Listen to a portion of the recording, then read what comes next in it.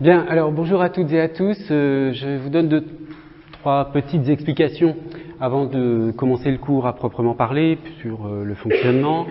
Je vais travailler systématiquement avec un PowerPoint et je vous montrerai à la fin du cours le site du cours. Enfin, c'est une page sur mon site personnel consacrée à l'ensemble des cours que je fais ici, et vous pourrez récupérer le PowerPoint complet en version PDF sur le site du cours, et vous pourrez également récupérer l'enregistrement audio du cours. Je fais ça depuis plusieurs années parce que c'est très utile pour les étudiants.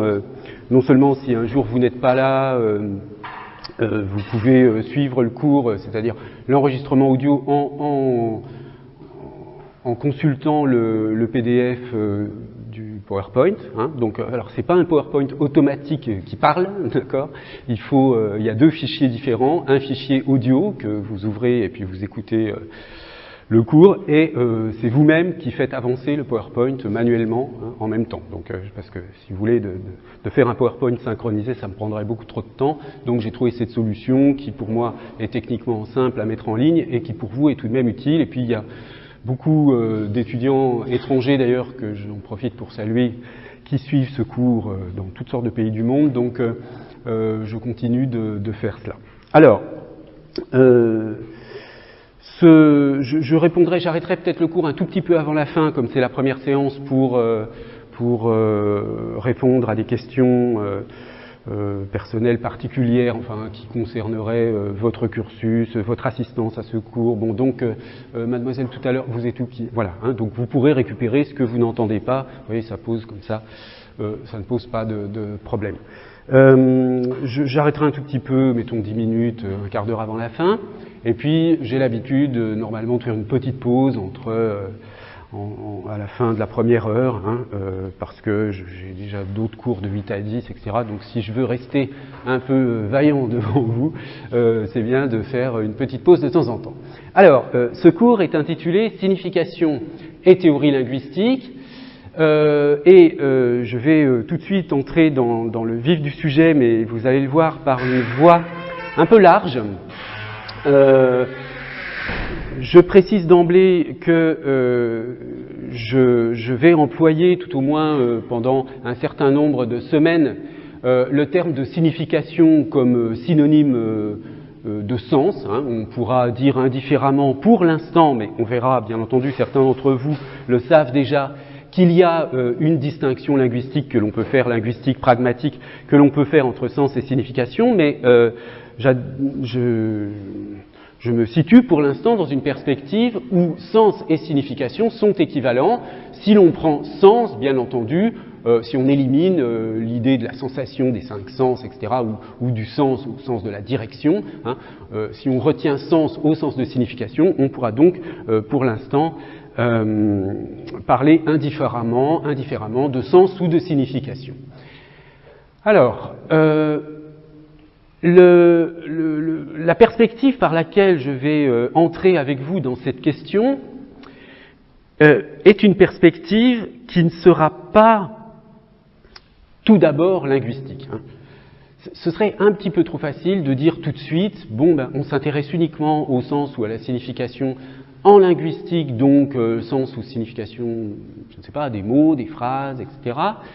Donc on va faire un cours de sémantique et on ne se pose pas de questions, on reprend ce qui existe en sémantique, les différentes perspectives sémantiques existantes, etc., etc. Bon, ça on le fera bien sûr assez rapidement d'ailleurs, d'entrer dans une certaine façon de concevoir la sémantique, mais ce que je voudrais, et c'est un peu tout de même la perspective dans laquelle je ferai l'ensemble du cours ce semestre, je voudrais surtout vous donner l'occasion de vous interroger sur ce que ça signifie, la sémantique. Donc on ne peut pas partir des catégorisations, des distinctions que vous trouvez de toute façon dans n'importe quel manuel disponible, ou même sur Internet. Je vous donnerai aussi quelques références qui vont vous permettre de développer, si vous voulez, si ça vous intéresse, d'approfondir tel ou tel concept. Mais donc je partirai d'une interrogation plus générale sur ce que cela signifie, sens ou signification. Vous voyez que, si je prends juste un exemple, on voit bien que un livre comme celui de Jocelyn Benoît, qui est un philosophe, vous voyez, c'est une collection de philosophie chez Vrin, sont nos voisins, eh bien, entre acte et sens, la théorie phénoménologique de la signification, vous voyez bien qu'on peut parler de sens et de signification en ne faisant pas du tout de la linguistique, en faisant de la philosophie, en l'occurrence ici de la phénoménologie. Donc je vais, comme je vous le disais, reporter un petit peu, au moins pour cette première séance, la définition linguistique de la signification ou du sens. Donc je voudrais que nous commencions par nous dire, mais quand on parle de sens ou de signification, si on admet qu'on ne se limite pas à l'aspect du langage, eh bien, dans quel cas peut-on dire qu'il y a du sens ou pas de sens, qu'il y a de la signification ou pas de signification? Est-ce que ces notions de sens ou de signification s'appliquent ou ne s'appliquent pas à n'importe quoi? Alors, prenons un premier exemple. Un objet. Ici, par exemple, une chaise. Est-ce que spontanément, vous sentez qu'on pourrait dire qu'une chaise, en tant qu'objet, ça a un sens ou ça n'a pas de sens? Non, vous êtes d'accord. Le fait de savoir si un objet matériel a un sens ou n'a pas de sens semble une question absurde. Enfin, une question, c'est-à-dire que l'idée même de sens ou de signification semble ne pas du tout pouvoir s'appliquer à un objet matériel. Pourtant, si on compare celle-ci et celle-là, alors bon, ça c'est une chaise, c'est une œuvre d'art, d'art contemporain, mais on voit bien que cette chaise-là, elle a quelque chose de particulier par rapport à la précédente. Bon, on reconnaît bien une chaise un peu particulière, dans la mesure où il s'agit d'une œuvre d'art à ce moment-là, peut-être, vous serez d'accord pour dire que peut-être là, il y a de la signification, ou du sens. Si on considère l'objet dans le projet où cet objet s'insère, dans le projet, disons, artistique, sans entrer dans le détail, dans lequel il s'insère. Donc, bien que cette chaise-là ne soit pas du tout faite pour s'asseoir, il y a peut-être plus de chances qu'elle ait un sens plutôt que le pur et simple objet fonctionnel. Bon, une machine à écrire, alors bon, c'est un objet ancien, mais celui-ci est un peu particulier. Vous voyez pourquoi? Les touches sont mi. Donc voilà, là aussi, c'est une espèce d'œuvre d'art contemporaine. Donc c'est un objet, mais qui, semble-t-il, pourrait avoir un sens. Et on pourrait multiplier les cas d'objets détournés qui, finalement, prennent une signification, prennent quelque chose comme un sens dans une perspective, disons, culturelle, artistique, etc. Là, c'est le cas de ce fer à repasser à pointe qui se nomme Cadeau, une œuvre de Man Ray. Et là, c'est Molly Roche. Alors, conclusion pour cette première série d'observations. Un objet matériel n'a pas de sens, il a une fonction éventuellement, donc une chaise par exemple a pour fonction de permettre de s'asseoir,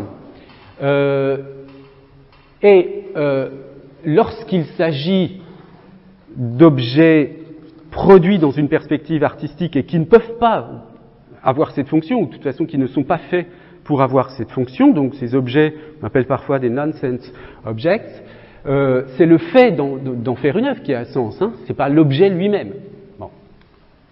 Donc, en première analyse, pour l'instant, on dira que si on veut essayer de cartographier les zones dans lesquelles les notions de sens et de signification peuvent être appliquées, eh bien, ces concepts de sens ou de signification, manifestement, s'appliquent très difficilement aux objets, aux objets matériels, disons, lorsque il ne s'agit pas de cas particuliers des objets ayant une fonction artistique.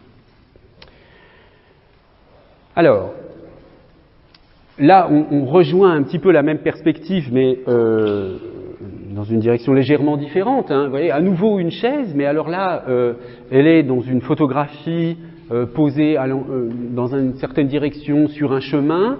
Donc, je pense qu'ici, le fait de savoir si cette image a un sens ou n'a pas de sens pose moins de problèmes. Hein. On voit que là, il y a probablement, la personne qui a pris cette photographie avait probablement une intention de signification, hein,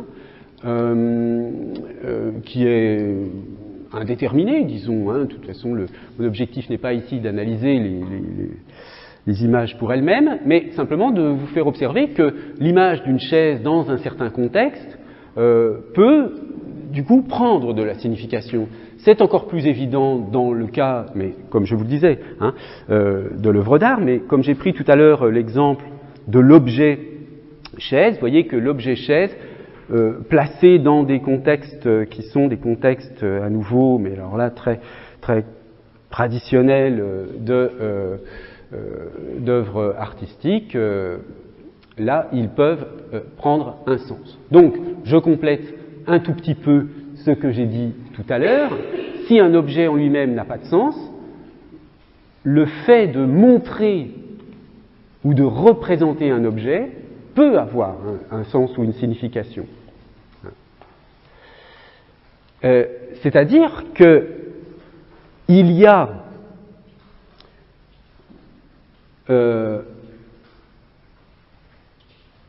lié à cette représentation d'un objet, représentation picturale, photographique, tout ce que vous voulez, lié à cette représentation d'un objet, par exemple donc la chaise de Van Gogh ou cette chaise au milieu du chemin, il y a une intention de la personne qui a réalisé la représentation. Il y a une intention, alors une intention, entendons-nous bien là, hein, une intention qui n'est pas forcément une intention clairement explicite, qui peut être une intention esthétique, pas forcément très clairement définissable, mais bon, il y a une intention. Et la raison pour laquelle, alors que l'objet seul ne suscite pas les concepts de sens ou de signification, la raison pour laquelle l'objet pourvu de cette intention, ou la représentation pourvue de cette intention, prend de la signification, c'est parce que, à ce moment-là, l'objet ou l'image est le signe de cette intention. Donc là, on retombe sur une dimension sémiotique, voyez, qui semble assez consubstantielle, au fond, à la notion même de signification ou de sens. Donc, on va être très probablement, assez rapidement amené à l'idée que sens et signification, ça marche bien avec les signes, quels qu'ils soient. Donc à une conception, si vous voulez, sémiotique du sens ou de la signification. Alors, un autre exemple, bon voilà, un chien tout seul, est-ce que ce chien a du sens? C'est pas...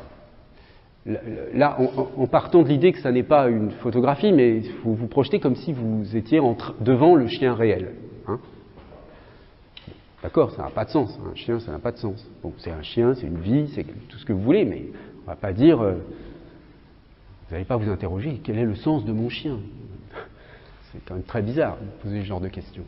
Bon, quand vous voyez cela, intrinsèquement, si vous êtes en face de deux personnes, voilà, qu'il s'agisse d'un animal humain ou d'un animal non humain, les êtres, pas plus que les objets, ne semblent avoir de signification par eux-mêmes. En revanche, dès que, ici, par exemple, par un panneau, on indique que les chiens en laisse ne sont pas autorisés, hein, d'ailleurs, vous remarquerez, et je serai amené à y revenir, que ce panneau même si vous ne l'avez jamais vu. Enfin, moi personnellement, à part pour préparer ce cours, j'ai jamais vu un panneau de ce genre sur mon chemin. Je ne sais pas où est-ce qu'on trouve ce genre de choses, mais même si vous n'avez jamais vu ce panneau, vous devinez son sens très facilement. Hein. D'accord ? Je pense qu'il n'y a aucune ambiguïté sur le fait que ce panneau signifie, bon remarquez, je ne vais pas vérifier en détail, mais je pense que ce panneau, clairement, signifie interdiction de promener son chien, même en laisse. Alors, l'ambiguïté, c'est, si c'est interdit de le promener en laisse, je suppose qu'il ne faut pas l'interpréter en disant c'est autorisé de le promener sans laisse. Hein. Je pense que le signe signifie ici interdiction de promener son chien, même avec une laisse. Hein. Enfin, ça, c'est pas explicite. Si on veut jouer à l'imbécile, on peut très bien dire, ah, oui, mais ok, mais vous voyez, sur le dessin, c'est interdit avec la laisse. Moi, j'ai pas de laisse, j'ai mon chien, tout va bien. Bon, donc, peu importe. L'idée ici, c'est que vous voyez qu'on n'est plus, on bascule à nouveau. On n'est plus dans l'être, hein, dans l'animal, etc. On est dans le signe, donc ça marche ici. On voit que ça a un sens cette image. Et là, une image comme celle-ci, également, elle va avoir un sens, hein, parce que voilà, c'est une personne qui, on perçoit tout de suite sur cette image que, contrairement aux images précédentes qui étaient assez neutres dans l'expression, hein, on voit ici qu'il y a une expression, je ne sais pas, de fatigue, de lassitude, d'énervement, tout ce que vous voulez. Bref, un comportement humain est susceptible d'avoir un sens, hein, lorsque ce comportement devient un signe, comme dans cette image, mais en fait, un être vivant en lui-même, hein, qu'il soit un être humain ou non humain, n'est pas non plus accessible, pas plus que l'objet, à la catégorie du sens. Bien. Alors, j'en viens à la question que j'annonçais tout à l'heure. Au fond, à quoi bon ce petit parcours, puisque on se doutait d'avance que la notion de sens ou de signification ne s'applique qu'à des signes. Alors, est-ce que c'est si vrai que ça ? Il est vrai, et ça, il n'y a pas de doute là-dessus, que si on parle de signes, on va pouvoir faire fonctionner les concepts de sens et de signification. Mais est-ce que seuls les signes sont accessibles à ces concepts de sens et de signification ? Alors, quand vous faites une recherche, je ne sais pas si vous connaissez ce moteur de recherche, je vous le signale au passage, c'est un moteur de recherche qui n'enregistre pas vos recherches antérieures, hein, DuckDuckGo. Donc c'est bien par rapport à Google, parce que vous savez, quand vous faites une recherche sur Google, ça a enregistré vos préférences dans votre ordinateur, et donc vous tombez sur des choses qui vous sont personnelles, quoi. Enfin, alors qu'avec ce moteur de recherche, c'est vraiment, là, votre recherche, elle est vraiment neutre. Hein, donc c'est intéressant. Et si vous faites une requête en cherchant quel est le sens de, entre guillemets, donc on va voir si le complément qui suit va concerner des signes, hein, puisqu'on vient de dire que seuls les signes ont apparemment, seuls les signes fonctionnent bien avec la notion de sens. Alors si on cherche sur Internet quels sont les résultats qui remontent le plus par rapport à la question de quel est le sens de cela, on va voir le cela de quoi il est question. Hein. Eh bien, la réponse, elle est simple. Voilà la réponse. Hein. La question du sens, quand vous cherchez sur Internet et quand vous voyez un petit peu quelle est l'interrogation sur la question du sens la plus commune, la plus courante, ben c'est sur le sens de la vie. Bon. Ben la vie, c'est pas un signe. D'accord ? Hein ? C'est pas un signe. Et là, chacun comprend. Est-ce que ma vie a un sens, ma vie n'a pas de sens ? Précisément, si la question du sens a de l'importance, c'est probablement avant les problèmes sémiotiques, c'est probablement parce que l'existence humaine elle-même est conditionnée par la question du sens. C'est-à-dire, c'est difficile de vivre quand ça n'a aucun sens. Bon. Ça, c'est quand même une interrogation sur la question du sens qu'on ne peut pas négliger comme ça. C'est ça aussi, le sens. D'accord ? Et là, c'est pas un signe. On n'est pas dans la sémiotique, là, sur la question du sens de la vie. Bon, d'accord, on n'est pas dans des questions philosophiques très enfin peut-être des questions philosophiques très cruciales, mais pas très techniques, disons. Mais enfin, voilà, c'est un des emplois les plus usuels par la population générale, hein, en français tout au moins. Bon, je ne vais pas chercher avec sense meaning, mais on pourrait chercher avec meaning, etc. en anglais. C'est la question du sens, bon, de la vie. Donc on ne peut pas dire, hein, que le sens, ça se réduit à la question sémiotique seulement. Alors maintenant, prenons comme point de repère la définition du mot sens dans le trésor de la langue française informatisée. Ça, je ne sais pas si tout le monde connaît ça, normalement oui, hein, presque tout le monde devrait connaître, le TLFI. Je le signale pour ceux qui ne connaissent pas, c'est un dictionnaire électronique très très très complet, très intéressant, très utile, gratuit, accessible tout le temps. Si vous avez un doute sur voilà, le sens d'un mot, la polysémie d'un mot, c'est très utile. C'est un dictionnaire qui est basé sur un corpus de centaines, peut-être même de milliers, je ne sais plus, d'œuvres littéraires. Il est déjà ancien, mais il reste très très utile, et c'est de toute façon le dictionnaire électronique le plus complet, le plus facilement accessible dont nous disposions. Pour les étudiants étrangers, c'est très utile aussi pour savoir, pour trouver le contexte d'emploi des mots, parce que c'est tellement détaillé les définitions que... Bon. Alors, vous avez donc deux grandes acceptions pour sens. Donc là, vous voyez, on est dans le sens du sens, hein, le sens du mot sens. Bon. Mais donc là, le sens dans au sens auquel on est le plus habitué, hein, le sens des mots. Donc, première grande acception, faculté, capacité. Donc, vous voyez, dans le domaine physique de la sensibilité des sensations, donc ça, c'est le sens qui ne nous intéresse pas pour l'instant, donc la question des cinq sens, la sensorialité, hein. Et ensuite, grand B, dans le domaine intellectuel, du jugement, de la compréhension, de la raison. Alors, ce qui va nous retenir sur la problématique du signe, c'est la deuxième grande acception, propriété d'un objet de pensée ou d'un signe, et première sous-signification, signification, et ensuite fondement, justification. Alors, quand on regarde ça d'un petit peu plus près, le cas B, fondement, justification, vous voyez que sens est défini de la façon suivante. Bon, j'ai résumé là. Hein. Enfin, disons, je ne vous cite qu'une toute petite partie de l'article. Hein. On a idée, suite d'idées comme première acception à l'intérieur de cette série d'acceptions. Donc, fondement, justification. Hein. On n'est pas encore dans le sens signification. Idée, suite d'idées, raisonnement auquel un objet de pensée se rapporte et se trouve ainsi justifié, hein, fondé dans son existence. Distinction, une distinction qui a un sens, une question qui a un sens, cela n'a pas de sens, plus infinitif, cela n'a pas de raison d'être. Deuxième acception, dans le même ordre d'idées, hein, manière de comprendre une chose, signification qu'a une chose pour une personne et qui constitue sa justification. Vous voyez, la formulation donne l'impression que la chose a une signification, mais non, c'est s'il y a un contexte, une personne qui permet une justification de cette chose au sens large, hein, pas au sens de l'objet physique. Sens des choses, de l'univers, du travail, donner, trouver un sens à l'existence, à ses actes. Donc vous voyez que cette idée du sens comme justification est une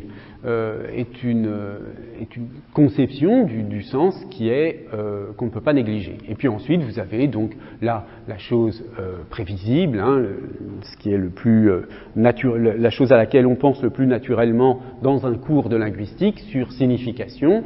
Donc, disons l'acception signification pour le mot sens, définie de la façon suivante: idée, signification représentée par un signe ou un ensemble de signes, représentation intelligible évoquée ou manifestée par un signe ou une chose considérée comme un signe.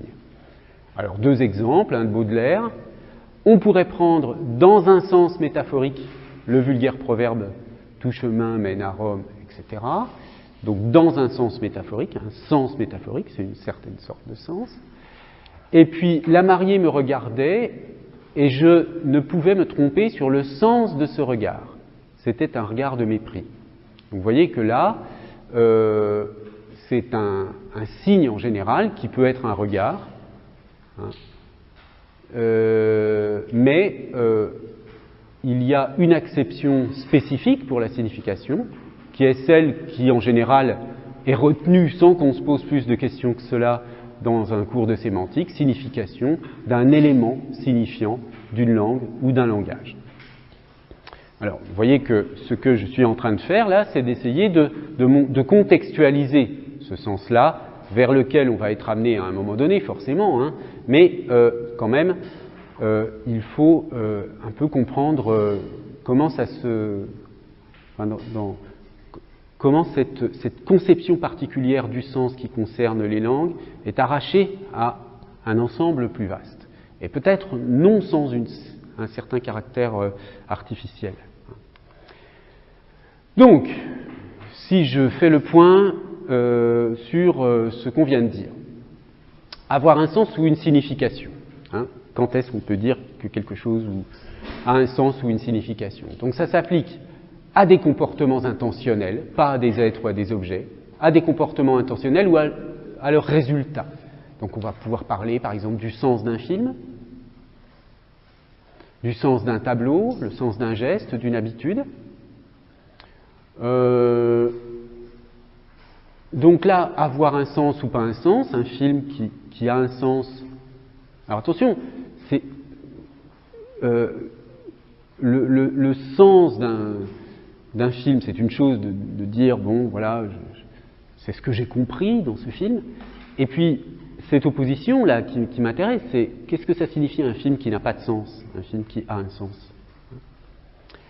Bon, un film qui n'a pas de sens, c'est qu'on va, en général, la personne qui dit ça, soit elle n'a pas compris, elle ne cherche pas à comprendre, mais ou alors, en tout cas, elle a perçu, elle n'a pas perçu plutôt quelque chose comme une cohérence. Donc, si on est capable de dire par exemple, quelqu'un vous dit ah, ce film n'a pas de sens, vous répondez si, moi je trouve que ça a un sens. Si vous dites que ça a un sens, vous allez être capable de trouver une cohérence dans ce que vous avez vu. Hein. Donc c'est bien cette idée-là, une cohérence, une adaptation à un contexte. Donc, oui, j'avais oublié, je vais vous donner quelques exemples concrets.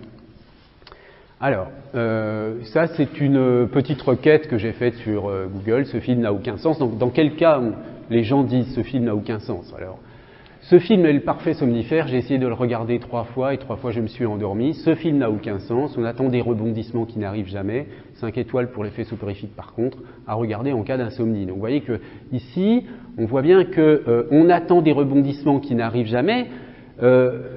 C'est bien cette idée qu'il y a une cohérence attendue qui ne se présente pas dans le film. J'ai laissé les fautes, 1h30 de gâché, ce film n'a aucun sens, les acteurs sont vraiment très mauvais. Le scénario ne tient pas une seconde. Ah oui, ça veut quand même dire autre chose ici. Dire le film n'a aucun sens parce que les acteurs sont très mauvais, c'est pas tout à fait pareil que de dire le film n'a aucun sens parce qu'il n'a absolument aucune cohérence, on comprend rien.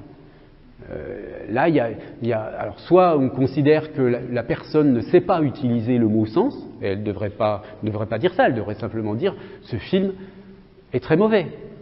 Mais on voit bien la logique qu'il y a là-dessous.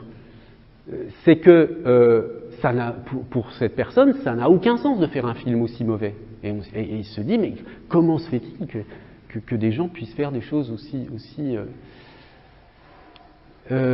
et puis le dernier, bon voilà, on ne comprend rien. Et là, c'est intéressant parce que vous allez voir que c'est ça le ressort principal de la question de la signification.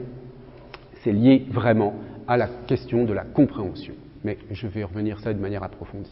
Alors, un autre exemple plus intéressant, donc un extrait d'un texte célèbre de Barthes, Le grain de la voix, donc des entretiens, ce sont des entretiens, pardon, mais dans lesquels Barthes parle de cinéma. Et donc, vous voyez, Il dit la chose suivante, c'est tout à fait intéressant pour notre question. Je crois que le cinéma a du mal à donner des sens clairs et qu'en l'état actuel, il ne doit pas le faire. Les meilleurs films, pour moi, sont ceux qui suspendent le sens, qui suspendent le mieux le sens. Suspendre le sens est une opération extrêmement difficile, exigeant à la fois une très grande technique et une loyauté intellectuelle totale, car cela veut dire se débarrasser de tous les sens parasites, ce qui est extrêmement difficile. Alors, vous voyez que là, on entre dans une réflexion quand même d'un autre niveau. La question, c'est pas juste c'est incohérent, etc. C'est qu'il faut, là, on n'est non pas en deçà du sens, c'est-à-dire ça n'arrive pas à avoir du sens, c'est qu'on essaie d'aller au-delà d'un sens prévisible, justement. Hein. Et c'est ça la véritable œuvre d'art. Si vous voyez un film et que, je sais pas, genre un film à thèse où les gentils sont très gentils, où les méchants sont très méchants, etc. Bon, bah le sens, il est prévisible, il est établi, ça n'a aucun intérêt en général ce genre de film, hein, même si ça peut être distrayant éventuellement et encore. Mais là où c'est intéressant, c'est bien, hein, je veux dire, c'est quand, on comprend pas bien que les personnages sont ambivalents, qu'il peut y avoir. Oui, c'est ça, que l'intrigue aussi ne va dans un endroit pas forcément prévu, sans que pour autant le scénariste nous promène avec des choses sorties comme ça de nulle part. Donc il y a cette idée autour cette idée de Barthes ici que le sens là, c'est presque un écueil dans lequel on tombe.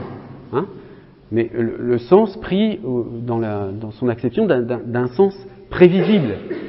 Et donc, en général, c'est ce que dit bien quelqu'un comme, je ne sais pas si vous connaissez Marie-Josée Monzin, qui est une philosophe française contemporaine qui a beaucoup travaillé sur l'image, le cinéma, etc. En gros, si, pour simplifier presque caricaturalement sa pensée, mais si un film ne donne pas lieu à une discussion sur on n'est pas d'accord sur ce qu'on a vu, compris, etc., en gros, il n'y a pas de film. Si tout le monde est d'accord, si tout le monde... Enfin, vous voyez, genre, si vous prenez les comédies françaises typiques, là, où on voit bien qui sont les gentilles personnes qui aident, qui sont... Et puis les gens qui sont mal intentionnés, ou alors tout le monde est gentil, etc., où il y a, bourré de bonnes intentions. Voilà, c'est pas infini, il se passe rien, il n'y a pas... Parce que, précisément, il n'y a pas ce tremblement du sens, etc. Alors, il donne un exemple d'un film de Buñuel, que je vous conseille si vous ne l'avez jamais vu. C'est un film très intriguant, en effet, mais pas du tout complètement absurde. Enfin, bien que, vous savez, Buñuel étant quand même très lié au mouvement surréaliste, joue avec les frontières de la signification. Mais voici ce que Barthes dit sur L'Ange exterminateur. Je ne crois pas que l'avertissement de Buñuel au début, moi Buñuel, je vous dis que ce film n'a aucun sens, je ne crois absolument pas que ce soit une coquetterie. Je crois que c'est vraiment la définition du film, et dans cette perspective, ce film est très beau. On peut voir comment à chaque moment, le sens est suspendu, sans être jamais, bien entendu, un non-sens. Vous voyez que là, on entre quand même dans des distinctions plus subtiles. Hein. Il y a le non-sens, il y a le sens, le non-sens au sens de l'incohérence, mais il y a la suspension du sens. Ce n'est pas du tout un film absurde, c'est un film qui est plein de sens, plein de ce que Lacan appelle la signifiance, pas que Lacan, il y a Benveniste surtout avant qui parle de la signifiance. Il est plein de signifiance, mais il n'a pas un sens, ni une série de petits sens. Et par là même, c'est un film qui secoue profondément et qui secoue au-delà du dogmatisme, au-delà des doctrines. Bon, voilà, vous pourrez lire la suite après. Alors,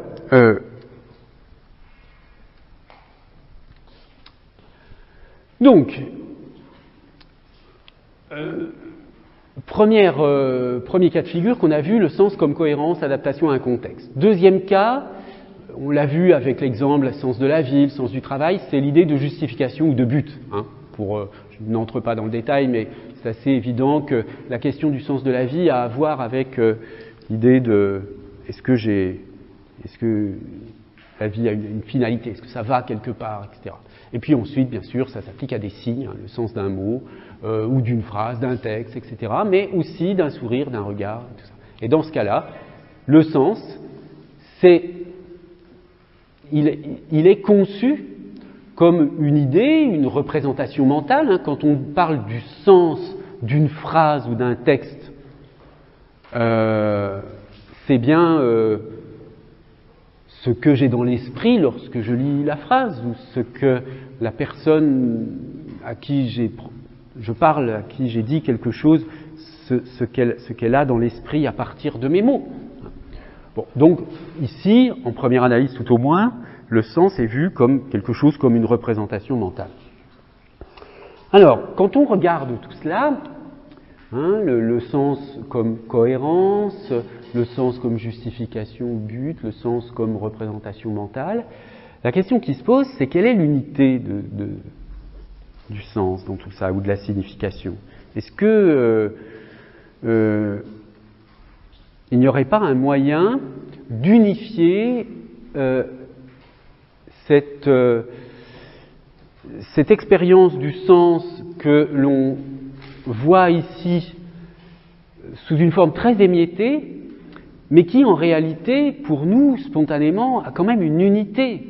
On n'a pas l'impression que la question d'avoir un sens ou avoir une signification, c'est quelque chose qui veut dire, qui se subdivise en sous-catégories différentes. On a bien l'intuition d'une unité de ce que ça signifie avoir un sens ou avoir une signification.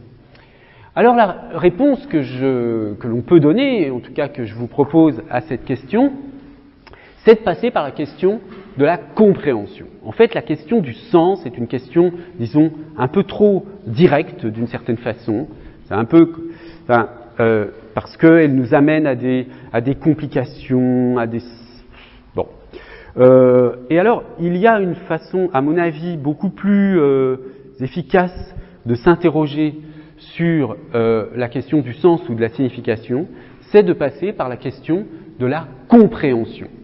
Et de définir le sens de la façon suivante. Le sens, c'est ce qu'on comprend quand on comprend.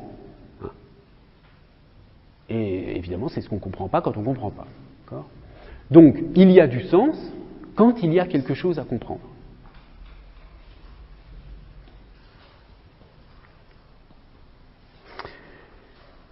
Alors, il y a un certain nombre d'avantages de ce déplacement de la question du sens vers la question de la compréhension. D'abord, comprendre, ne pas comprendre, ce sont tout de même des événements de notre vie habituelle, de notre vie mentale, disons, hein, qui sont familiers. Est-ce que tu comprends, est-ce que tu comprends pas, c'est quelque chose qu'on peut dire, on peut demander à un enfant, alors que le concept de sens ou le concept de signification, ce sont des concepts tout de même assez complexes. Hein. Mais comprendre, ne pas comprendre, est-ce que je comprends, est-ce que je ne comprends pas, bien que si on entre dans le détail, ça se complique, hein, mais au moins, il semble qu'on ait affaire là à des processus cognitifs qui appartiennent à l'expérience commune. Hein. Bon, par ailleurs, comprendre ou ne pas comprendre, ça peut se mesurer par des tests. Enfin, pas toutes les sortes de compréhension, mais il y a quand même beaucoup de formes de la compréhension qui peuvent se vérifier, se mesurer, avoir une certaine objectivité. Hein. Bon, je ne sais pas, la question de savoir dans une classe de français si un élève a compris le texte, on pose des questions, et puis voilà, on voit s'il a compris certains aspects. Enfin, après, il y a différents niveaux de compréhension, bien sûr, mais il y a une prise assez objective, envisageable sur la question de la compréhension. Alors que si on en reste à qu'est-ce que le sens, etc., on reste quand même dans des choses un peu floues. Par ailleurs, l'intérêt de la question de la compréhension, c'est qu'elle est clairement pas spécifiquement linguistique. Hein. On comprend pas un comportement. Donc, et puis, par ailleurs, l'intérêt aussi de la notion de compréhension, c'est qu'elle ne se limite pas à l'aspect strictement intellectuel de la compréhension. Hein, puisque vous savez bien que l'horizon de sens du mot compréhension inclut des sens qu'on trouve dans des formes du type ah, je te comprends, au sens de je suis en empathie avec toi. Vous voyez, donc il y a bien dans la notion de compréhension non seulement la compréhension intellectuelle, mais aussi la compréhension empathique. Et ça, c'est important parce que dans les échanges langagiers, bien sûr, il y a le sens des mots qui compte pour interpréter, pour comprendre le sens. Mais il y a aussi l'intonation. Si quelqu'un vous crie dessus, même si, je veux dire, vous l'interprétez. Hein, je veux dire, il y a une partie sensorielle dans la compréhension qui joue. D'accord ? Même lorsqu'on parle de langage. Hein, la compréhension, c'est pas simplement trouver le sens des mots dans le dictionnaire. C'est tout ce qui se passe lorsqu'une personne X parle à une personne Y, tout ce qui se passe, y compris les gestes, la voix, le regard, tout. C'est comme ça que passe la compréhension. D'ailleurs, parfois, les mots sont peu de choses dans la compréhension qui se joue entre deux personnes. Bon. Et alors, dernière remarque, ce qui est surtout intéressant à partir de la notion de compréhension, c'est la non-compréhension. Parce que c'est là qu'on voit que quelque chose se passe. Quand on ne comprend pas, quand on arrive à une sorte de limite, on ne comprend pas, eh bien là on peut vraiment avoir une sorte de prise sur un problème qui concerne le sens. Bon, alors seulement, ne pas comprendre, c'est beaucoup plus compliqué que ce qu'on s'imagine. Hein. La plupart des gens, en fait, ne comprennent pas, mais ne voient pas qu'ils ne comprennent pas, ils croient comprendre. C'est ça, la difficulté principale, c'est d'être... Si vous voulez, en gros, il vaut mieux ne pas comprendre, d'abord. Hein. Mais peut-être que j'y reviendrai plus tard, parce qu'en réalité, pour le dire sous forme d'une formule, on ne comprend que l'incompréhensible. Pour que comprendre ait un sens, vraiment, si comprendre, c'est qu'il se passe quelque chose, ça suppose qu'avant de comprendre, on n'a pas compris. Si on a déjà compris avant, si c'était évident, il n'y a même pas de processus de compréhension qui se produit. C'est du décodage, c'est tout ce que vous voulez, mais il n'y a pas de compréhension à proprement parler. Donc l'idée même de compréhension présuppose qu'il y a une non-compréhension préalable, pour qu'on passe de la non-compréhension à la compréhension. Autrement dit, c'est à partir du moment où on ne comprend pas, et qu'on comprend qu'on ne comprend pas, qu'on a des chances de comprendre quelque chose qu'on n'avait pas compris auparavant. Bon, mais je reviendrai sur cette idée plus tard. Si vous voulez bien, on va faire la pause maintenant, parce que je passe à un autre pan du cours, et ça m'arrange qu'on fasse 5 minutes de pause maintenant. D'accord ?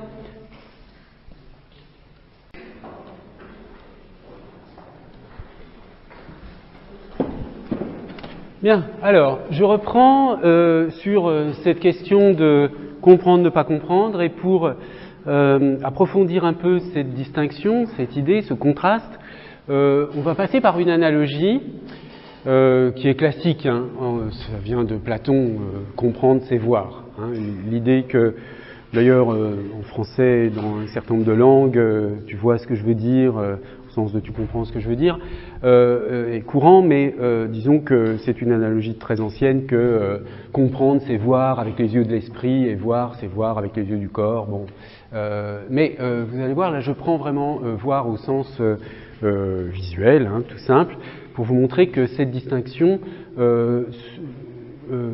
sous-tend plusieurs cas de figure. Donc on va les voir d'abord sous l'angle visuel, et ensuite on essaiera de voir les parallèles du point de vue linguistique. Alors, voici les différentes possibilités. Je ne vois pas ou je ne vois rien parce que vraiment il y a rien à voir. Hein. Je ne sais pas, un mur blanc, il n'y a rien sur le mur, il n'y a rien à voir, personne ne voit rien. Là, on ne voit pas parce qu'il n'y a rien. Bon, pas de problème. Il y a une deuxième situation, c'est qu'on ne voit pas ou on ne voit rien parce que un certain nombre de conditions extérieures ne permettent pas la vision. Donc, par exemple, bien sûr, l'obscurité. Hein, si la lumière est insuffisante, on ne verra pas tel objet, etc. Autre possibilité, mais tout à fait différente, puisque là, il s'agit de conditions intérieures au sujet. Hein, on ne voit pas ou on voit mal parce que le sujet présente lui-même un déficit en matière visuelle. Je ne sais pas, la myopie, n'importe quel problème visuel, qui fait que cette fois-ci, le fait de ne pas voir ou de mal voir provient non pas des conditions extérieures, mais donc bien du sujet lui-même. Ensuite, il y a une quatrième possibilité où on ne voit pas ou on voit mal en raison d'une certaine, alors j'ai mis des guillemets ici, une certaine attitude visuelle. Alors, je pense en particulier ici à un cas, je ne sais pas si vous connaissez ces images, aux images stéréoscopiques. Alors, ce sont des images de ce genre-là, et il faut se mettre à une certaine distance et presque loucher, etc., pour voir l'image en relief. Hein. Donc, il y a une certaine posture visuelle. Là, si on regarde comme ça, bon, on devine, mais on voit mal. Mais il y a une certaine attitude visuelle qu'on peut adopter à l'égard de ce type d'images, donc qui sont des images stéréoscopiques, qui font qu'on voit très bien et en relief. Mais pour voir bien, ça suppose, alors là c'est pas du tout un problème extérieur, c'est pas un problème intérieur, c'est la relation entre la chose à voir et le sujet qui doit être réglée pour que la vision soit correcte. Ensuite, il y a le cas où on observe une ambiguïté visuelle. Alors ça, ce sont des exemples très célèbres qui ont été largement commentés, notamment en philosophie, par exemple chez Wittgenstein et tout ça. Donc ça, c'est l'exemple du canard-lapin. Hein. Si on vous demande ce que vous voyez ici, c'est difficile de répondre si on peut voir un lapin ici avec son œil et sa bouche ici, et là, ce sont ses oreilles. Hein. Mais avec une autre attitude visuelle, vous voyez un canard avec l'œil et le bec ici. D'accord ? Donc là, l'image elle-même est ambiguë. Donc, est-ce qu'on voit un canard ou un lapin ? On est obligé de dire on voit une figure qui est à la fois un canard et un lapin. Il y a quand même une réponse pour voir vraiment. Ou alors, si vous dites je vois un canard, vous ne voyez pas complètement la figure. Hein. Donc là, il y a une difficulté particulière avec ce type d'image.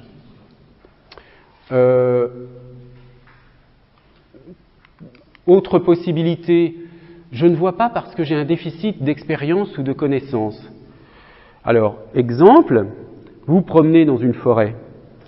Si vous n'avez pas de connaissances particulières en matière de botanique, qu'est-ce que vous voyez quand vous vous promenez dans une forêt ? De l'herbe, des feuilles, des branches, des arbres. Voilà. Mais si vous avez des connaissances en botanique, vous ne voyez pas des arbres. Vous voyez des hêtres, des chênes, des bouleaux.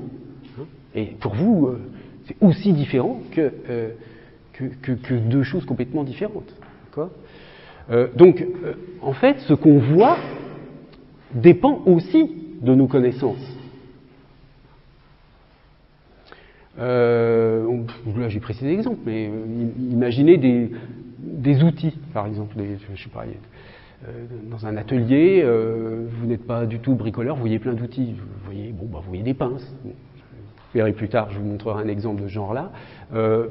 Si vous n'avez pas les connaissances, vous voyez juste des pinces. Alors que quelqu'un qui sait utiliser le matériel, il sait la différence entre tel objet, tel autre, tel outil, tel autre, etc., etc. Donc là, on voit différemment selon nos connaissances. Et puis, enfin, dernière possibilité, vous voyez qu'il y a quand même, entre voir ou ne pas voir, il y a quand même beaucoup de cas de figure différents. Eh bien, je ne vois pas parce que ce qui serait à voir ne s'intègre pas dans mon horizon culturel. Donc, je ne vois pas ce qu'il y a à voir, hein, en gros.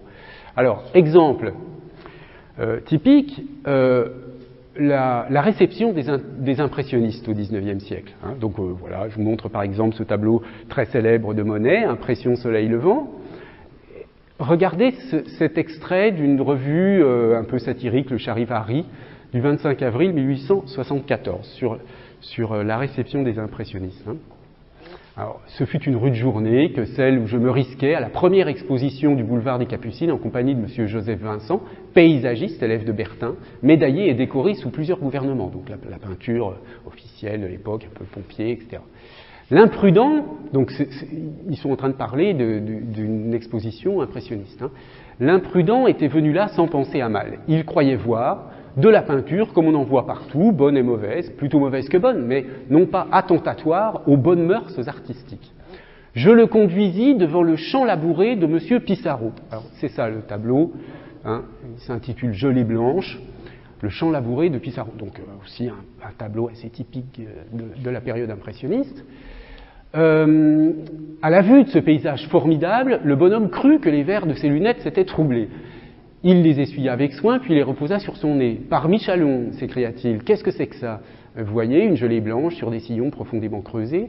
Ça, des sillons, ça, de la gelée, mais ce sont des gratures de palettes posées uniformément sur une toile salie. Ça n'a ni queue ni tête, ni haut ni bas, ni devant ni derrière. Donc vous voyez que là, il y a quelque chose que le sujet ne comprend pas, ne voit pas. Il ne voit pas ce qu'il y a à voir, hein, parce que ça sort de son horizon culturel.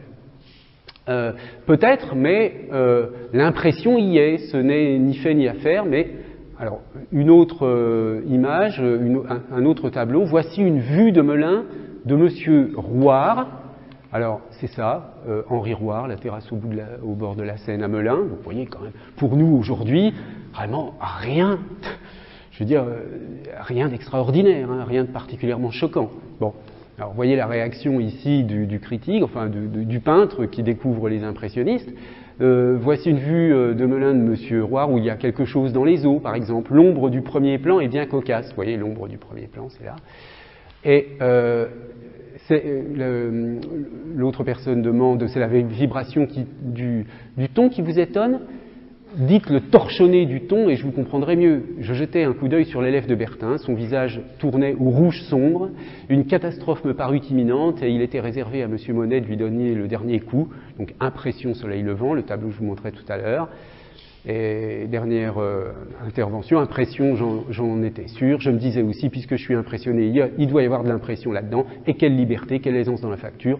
Le papier peint, à l'état embryonnaire, est encore plus fait que cette marine-là, hein. Marine, puisqu'il s'agit d'un tableau qui montre la mer.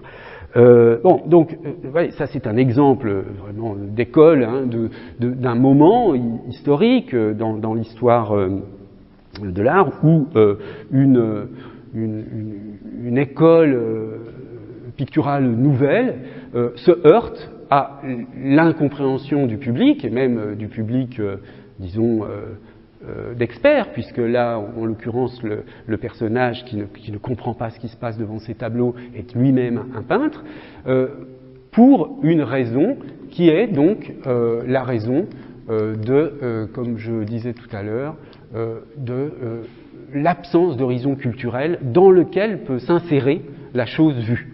Hein. Voilà. Alors,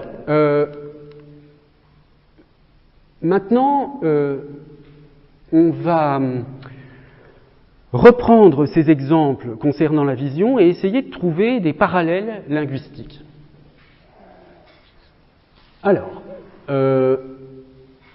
premier cas de figure qu'on a vu, je ne vois pas parce qu'il n'y a rien à voir, hein, parce que personne... alors, là, dans le cas des signes linguistiques, ce serait une situation dans laquelle on ne comprend pas parce qu'il n'y a rien à comprendre. Alors, par exemple, une suite aléatoire de lettres. Oui, bon, bah là, si on vous donne ça sur un papier et on vous dit qu'est-ce que vous comprenez, ben, vous ne comprenez rien, il n'y a rien à comprendre et de toute façon, personne ne comprendrait rien. C'est une suite aléatoire de lettres. Là, on a une suite de mots qui existent, mais qui sont mis dans un ordre qui n'est pas compatible avec la syntaxe du français, donc on ne comprend pas non plus. Hein. Cette absence de compréhension vient de propriétés du code linguistique qui a un certain nombre de contraintes, et si ces contraintes ne sont pas respectées, eh bien, il n'y a pas de sens, quelle que soit la personne qui lit, qui est confronté à ce type de message. Hein. Donc, on a bien là l'horizon du non-sens, qui n'arrive quasiment jamais, je veux dire, dans l'expérience quotidienne du langage. Hein. Il faut vraiment, enfin, je veux dire, ça n'arrive jamais qu'on tombe sur des choses comme ça. Alors, ça peut arriver si, par exemple, vous lisez une écriture manuscrite, mal écrite, et que vous ne pouvez pas différencier les lettres, à ce moment-là, vous ne comprenez pas, mais c'est encore autre chose. Bien, donc apparemment, il y a bien des cas où il n'y a rien à comprendre et tout le monde est d'accord. Mais il y a quand même des cas limites. Alors, je vous donne des exemples d'auteurs, là, Klebnikov, Artaud ou Tristan Tzara. Alors, vous voyez ça, ce sont c'est un extrait d'un texte d'Antonin Artaud, que vous connaissez peut-être au moins de nom, hein, qui est un auteur du XXe siècle, qui est notamment connu pour sa théorie du théâtre, hein, et puis aussi pour peut-être son recueil de poèmes L'ombilique des limbes. Mais enfin, il y a des choses très connues d'Artaud sur le théâtre et la cruauté, etc. Bon, bref. Il a publié un ensemble de textes, et vraiment plusieurs volumes, hein, avec des textes de ce type-là, mais plusieurs volumes, qui s'appellent les Cahiers de Rodez, texte qu'il a écrit alors qu'il était interné à l'hôpital psychiatrique à Rodez parce qu'il était schizophrène, mais il restait néanmoins écrivain. Et alors, ce type de texte, on appelle ça des glossolalies, hein, et là, il y a beaucoup de néologismes, et vous avez des milliers de pages de textes comme ça, hein, avec parfois des alternances, avec quelques mots qu'on comprend, mais bon, vous voyez, cela dit, ici, il y a malgré tout quelque chose comme un rythme, hein, kanda, kantur, kenarbia, enfin, bon. Donc, est-ce qu'il y a quelque chose à comprendre ou pas là-dedans, hein? Bon, je ne risquerai pas à répondre trop directement à la question, mais oui, il y a bien un geste artistique là, quand même, hein, quelque chose, même s'il est aux confins de la folie, il y a tout de même quelque chose qui n'est pas simplement une suite aléatoire de lettres, hein, bien sûr. Alors, un autre exemple qui est de l'écriture plus ou moins automatique de Tzara, où on a là, disons, une suite de choses qui sont un peu difficiles à comprendre, mais qui procèdent encore une fois d'un geste artistique. Deuxième cas de figure, je ne vois pas ou je ne vois rien parce que les conditions extérieures ne le permettent pas. Et c'était, on avait dit, pour le visuel, c'est l'obscurité. Bon, bah, le parallèle linguistique, il est évident, hein. C'est quand on ne comprend pas, pour le signifiant oral, s'il y a trop de bruit, hein, le signal ne va pas m'arriver, donc, ou alors il va être déformé, etc. Je n'entends pas, ou bien lorsque, si je considère le signifiant écrit, une écriture est illisible. Ou alors encore, quand il y a des contextes inappropriés, c'est-à-dire quand on nous dit quelque chose dans un contexte tellement inapproprié qu'on ne comprend pas ce qui est dit. Bon. Donc là, en général, ce sont des conditions externes de sensorialité qui sont en jeu, qui comptent, hein, notamment pour le développement du langage. Hein. Vous savez qu'il y a une façon, enfin que les mères développent spontanément, enfin ou les adultes même en général développent spontanément lorsqu'ils parlent à des enfants des façons de parler très spécifiques où des phonèmes sont accentués, etc. Où, en fait, sans le faire exprès, on s'assure de conditions de sensorialité maximale pour la compréhension du message lorsqu'on a un interlocuteur dont on sait que ces conditions de réception sont un peu limitées. Alors, le troisième cas de figure, c'était « je ne vois pas ou je vois mal parce que j'ai un déficit visuel, par exemple de myopie ». Bon, bah là, il y a toutes sortes d'exemples linguistiques où il y a des déficits. C'est ce qu'on appelle les aphasies. Alors, les aphasies en particulier, ce sont des troubles du langage liés à une lésion, mais à une lésion focale, c'est-à-dire dans un endroit précis du cortex cérébral ou éventuellement sous-cortical, mais en général, c'est plutôt sur le cortex. Donc, une lésion très précise dans le cortex cérébral qui provoque donc un trouble du langage qui peut être plutôt de compréhension ou plutôt d'expression. Bon, là, il y a toutes sortes de recherches et de travaux sur ces questions-là. Les dysphasies, c'est plutôt développemental, c'est-à-dire là, c'est l'enfant qui va, dans son développement, avoir des problèmes d'étapes qu'il n'atteint pas et du coup, le langage ne se met pas en place correctement. Et puis ensuite, il peut y avoir des déficits intellectuels de toutes sortes, éventuellement liés à des déficits relevant de la psychiatrie, etc. Bon, dans tous ces cas, on a ou bien des problèmes de sensorialité, parce que selon les types d'aphasie, le problème est plutôt sensoriel ou plutôt intellectuel, et des problèmes donc de traitement de l'information. Donc, pour certains aphasiques, si vous voulez, ils entendent très bien, mais ils ne reconnaissent pas les mots. Mais ils ne sont pas sourds du tout, ils ont une audition parfaite, mais ils ne parviennent pas à comprendre les mots, ou alors les phrases, ils comprennent parfois, certains comprennent pas du tout les mots, ne comprennent pas du tout les mots, d'autres comprennent les mots isolés, mais pas les phrases dès qu'elles comportent un nombre de mots un peu trop grand, etc., etc. Il y a une très grande variété dans ce cas-là, de la non-compréhension. Bon. Ensuite, on avait le cas des images stéréoscopiques qui supposent on avait dit une bonne attitude visuelle. Bon, là aussi, dans certains cas, on a bien des parallèles linguistiques où la compréhension suppose une bonne attitude intellectuelle à l'égard de ce qu'il y a à comprendre. Et si on n'a pas cette bonne attitude, eh bien, il peut y avoir des malentendus. Cette question de l'attitude est extrêmement importante aussi pour la compréhension de tout ce qu'il y a d'implicite dans les échanges langagiers. Je vais revenir plus tard en détail sur ces questions. L'ambiguïté visuelle, il y a aussi les ambiguïtés linguistiques, ça c'est bien connu, il y a toutes sortes de situations dans lesquelles une phrase peut avoir deux sens complètement différents, un mot bien sûr.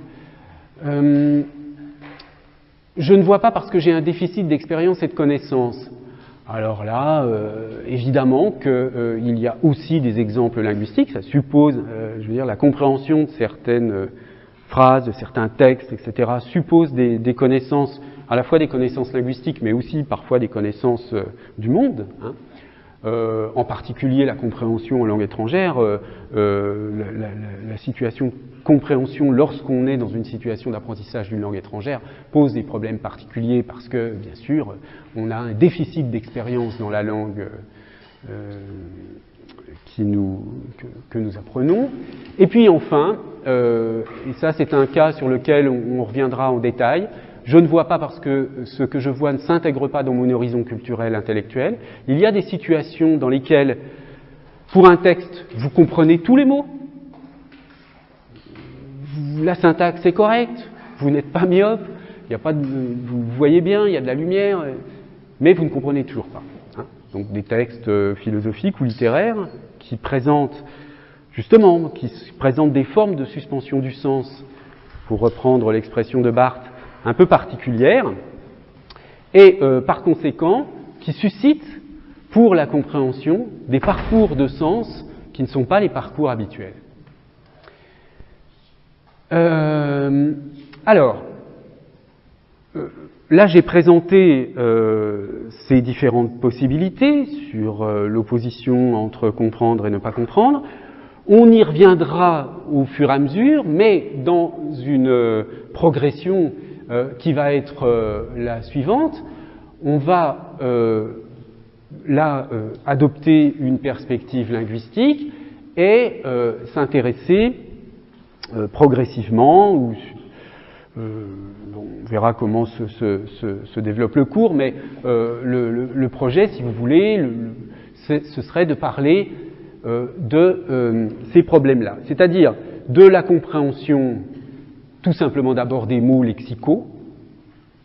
Donc ça c'est de la sémantique lexicale, hein, avec la question de la dénomination, et on verra qu'il y a une distinction à comprendre entre dénomination et désignation.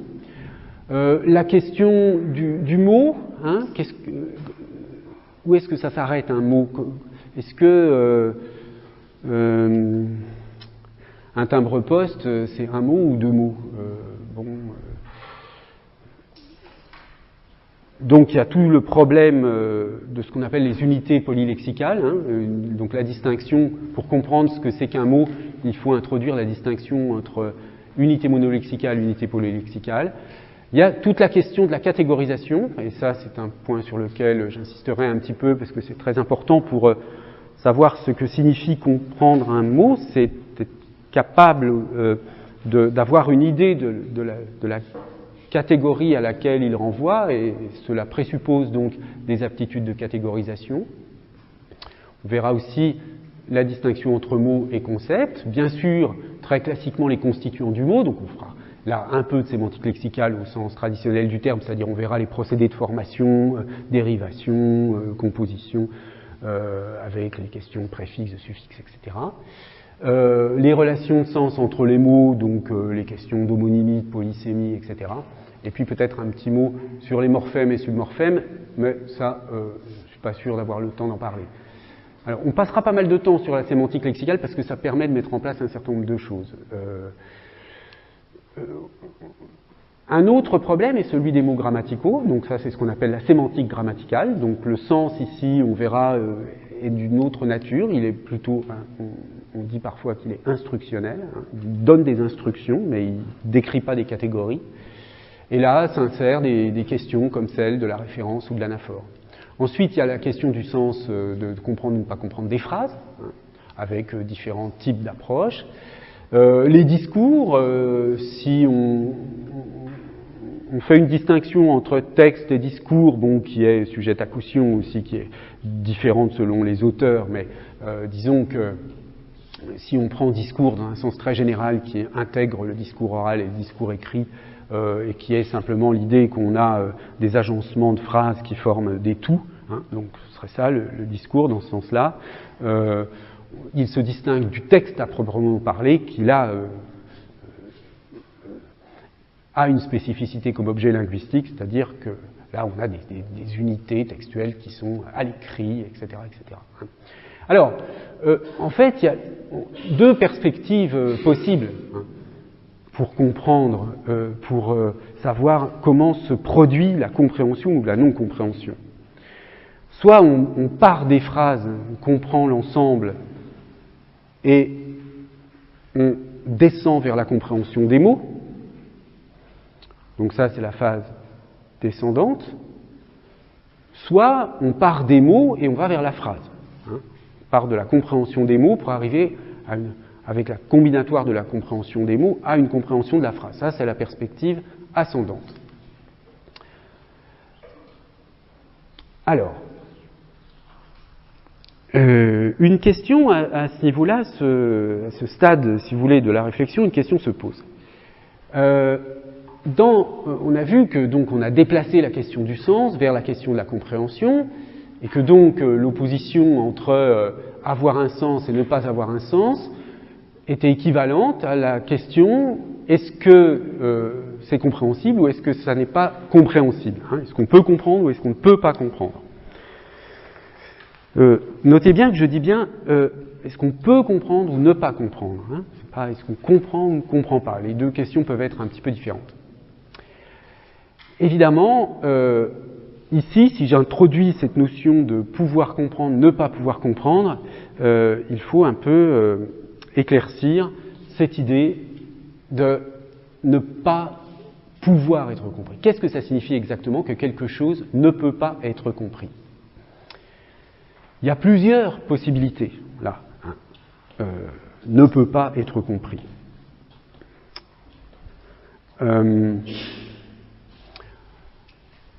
Soit la non-compréhension elle m'est propre, je rejoins quelque chose que j'ai déjà formulé d'une autre façon là, mais soit la non-compréhension m'est propre, donc je ne comprends pas, ça n'est pas compréhensible par moi, mais d'autres pourraient comprendre. Ou alors, ça n'est compréhensible par personne. Ça, c'est une expérience que vous pouvez avoir. Hein. Vous pouvez très bien, je ne sais pas moi, si vous lisez un texte un peu compliqué, je ne sais pas moi, d'un philosophe un peu technique, je ne sais pas, Husserl par exemple, bon, vous allez dire, oui d'accord, je ne comprends pas, mais quelqu'un qui a fait des études de philosophie va pouvoir comprendre. D'accord ? Mais si vous lisez un texte écrit n'importe comment par quelqu'un qui parle très mal, qui écrit très mal le français et qui écrit quelque chose qui veut vraiment rien dire, vous allez bien faire la différence et vous dire, bah là, personne ne peut comprendre. D'accord ? Ensuite, il y a la question de savoir si la question de la compréhension est momentanée ou pas. C'est-à-dire, si je reprends mon exemple de la philosophie, du texte philosophique un peu difficile, vous pouvez très bien vous dire, oui d'accord, là je vois bien que je ne comprends pas, mais je vais progresser, je vais travailler, et je sais que je peux comprendre un peu plus tard. Pour l'instant non, mais plus tard, oui. Ça, c'est une chose extrêmement importante d'être capable de se dire, là maintenant je ne comprends pas vraiment, mais je pense que je pourrais comprendre un peu après. Hein, de mettre donc en suspens la question de la compréhension, de ne pas renoncer en se disant bon bah je ne comprends pas, de toute façon je suis trop bête pour comprendre donc je laisse tomber. Non, il y a beaucoup de situations et ce sont justement les situations les plus intéressantes dans lesquelles on ne comprend pas, mais c'est une très bonne nouvelle. Hein. On ne comprend pas, mais on va comprendre. Et comme je vous le disais tout à l'heure, si vous comprenez plus tard quelque chose que vous n'avez pas compris à un moment donné, eh bien vous avez augmenter votre capacité de compréhension significativement. Alors que si vous êtes toujours dans des situations où vous comprenez de toute façon immédiatement parce que c'est toujours un peu le même genre de choses, ben vous n'apprenez jamais rien de nouveau. Bon, et puis ensuite, dernière possibilité, X ne renvoie à rien de concevable par opposition à rien qui puisse être vrai ou faux. Alors là, c'est cette troisième question engage une très grosse problématique relative au sens qui a qui établit une relation entre le sens et la vérité. Hein.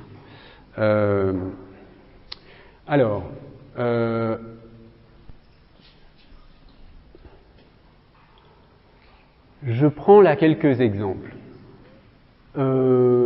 Bon, là, dans cet exemple, vous avez un mot un petit peu compliqué, mais vous pouvez vous dire, bon, je vais regarder dans le dictionnaire après, je comprendrai ce que ça signifie.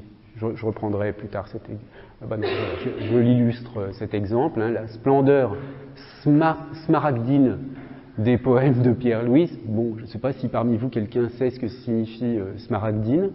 Alors voilà, smaragdine, ça veut dire d'un vert émeraude. Hein. Qui se distinguent par un éclat singulier, ce qui fait leur splendeur smaragdine, mais moi j'ai du mal, des poèmes de Pierre Louis, leur perfection, etc. etc. Donc ici, c'est un problème de compréhension assez facile à résoudre.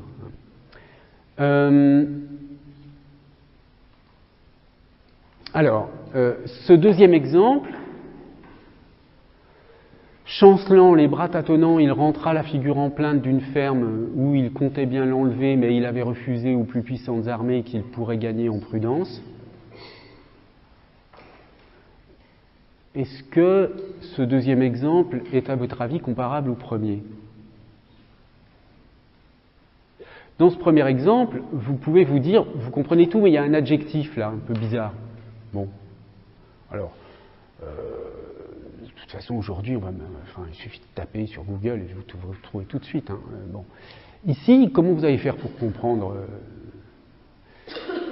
Bon, alors c'est une situation évidemment différente parce que c'est un texte aléatoire en fait. C'est un générateur de texte aléatoire, donc du coup il n'y a rien à comprendre ici. Hein. Donc là c'est vraiment une situation dans laquelle, en effet, il y a une distinction entre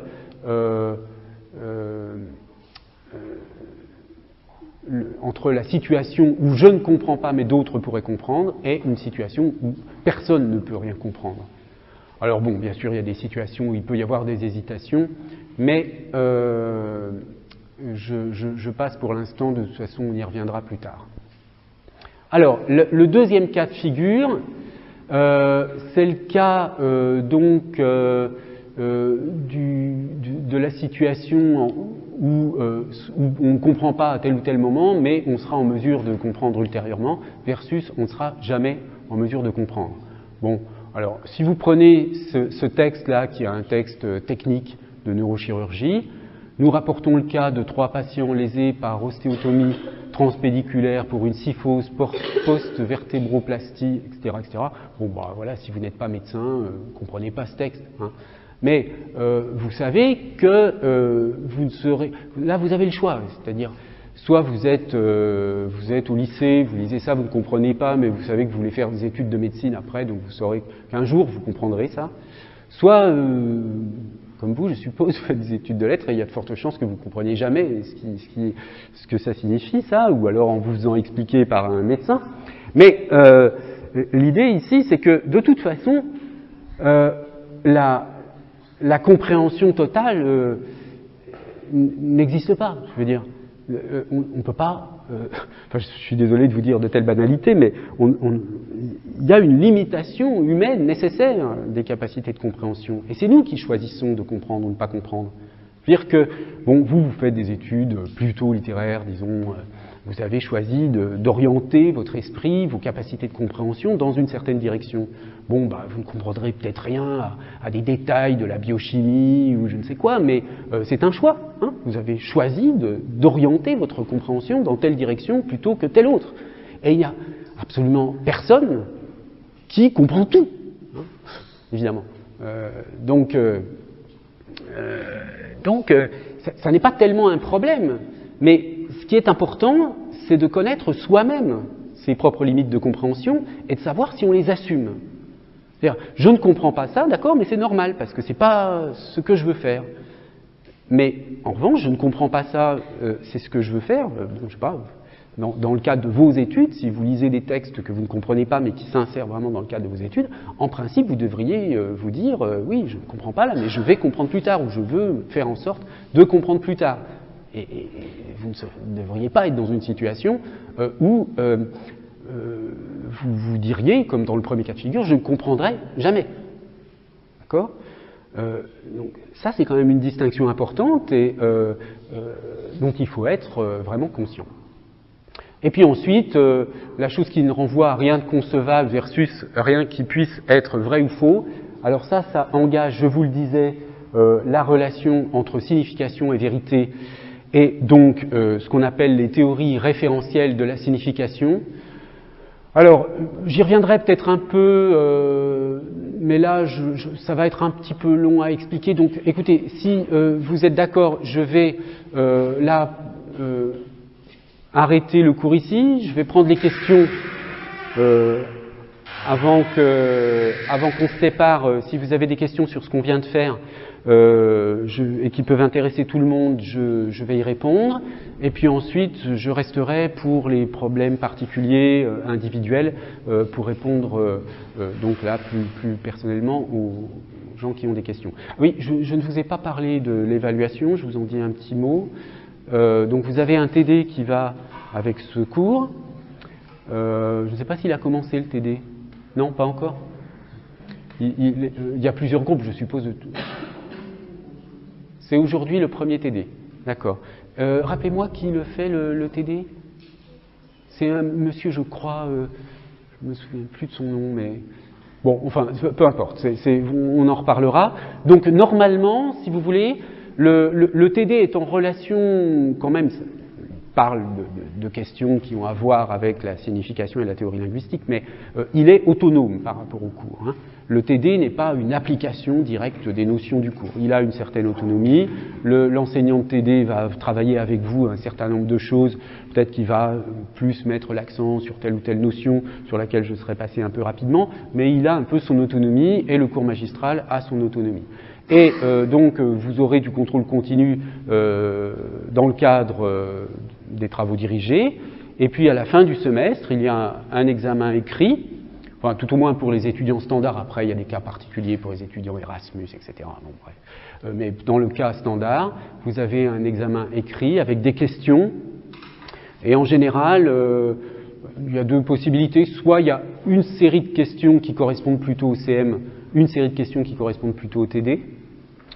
Soit c'est un peu mélangé, tout dépend d'une année sur l'autre, comment on s'arrange avec l'enseignant de TD. Mais grosso modo, vous aurez de toute façon, quoi qu'il arrive, des questions spécifiques sur ce cours.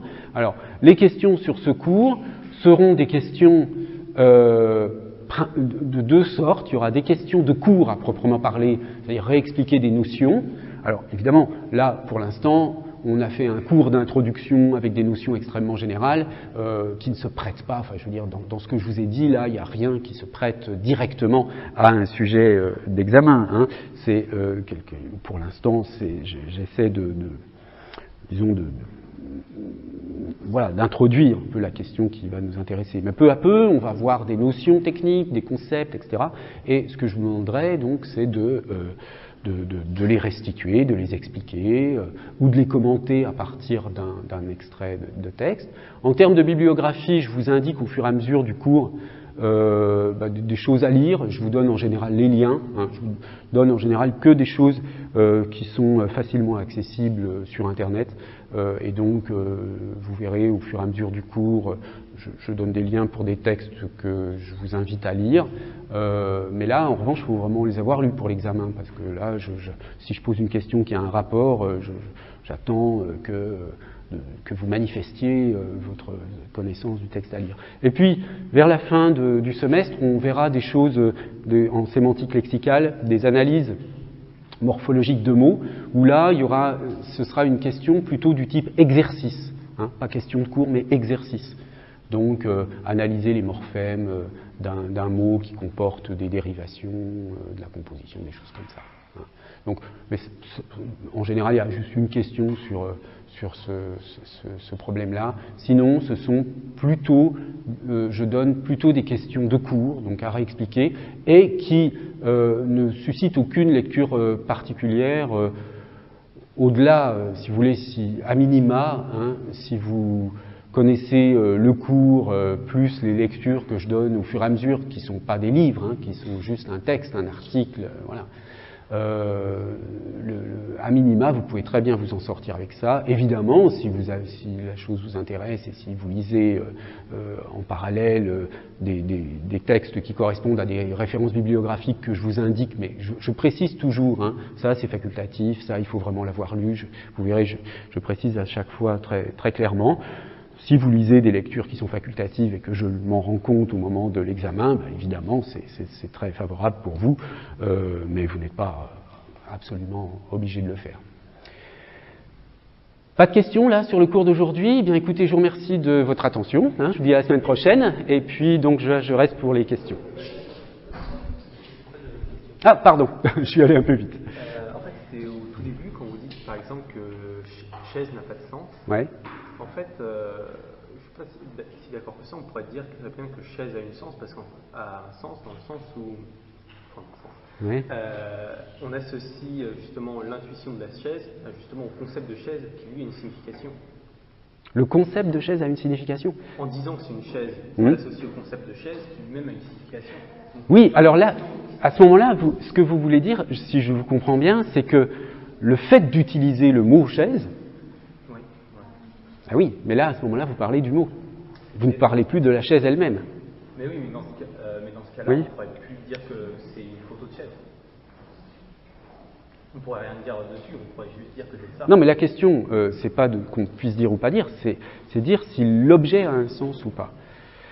L'objet chaise, en tant qu'objet, hein, vraiment en tant qu'objet, je ne parle pas de la photo qui, elle, peut avoir un sens prise dans une certaine perspective. L'objet chaise en lui-même, le fait de dire... Vous êtes obligé, pour essayer de raccrocher la notion de sens à l'objet chaise, de passer par le concept. Or, si vous introduisez le concept, bah oui, d'accord, là, à ce moment-là, vous associez une signification, puisque le concept c'est la signification, à l'objet.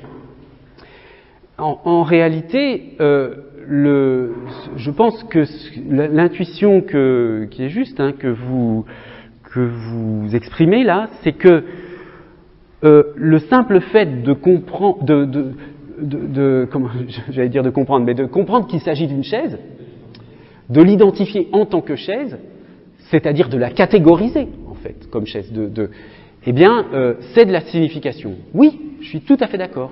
Mais c'est l'opération de catégorisation faite par un sujet. Là, ça a un sens. Mais l'objet lui-même, c'est pas lui qui se met dans la catégorie, c'est quelqu'un qui le met dedans. Vous voyez ce que je veux dire ?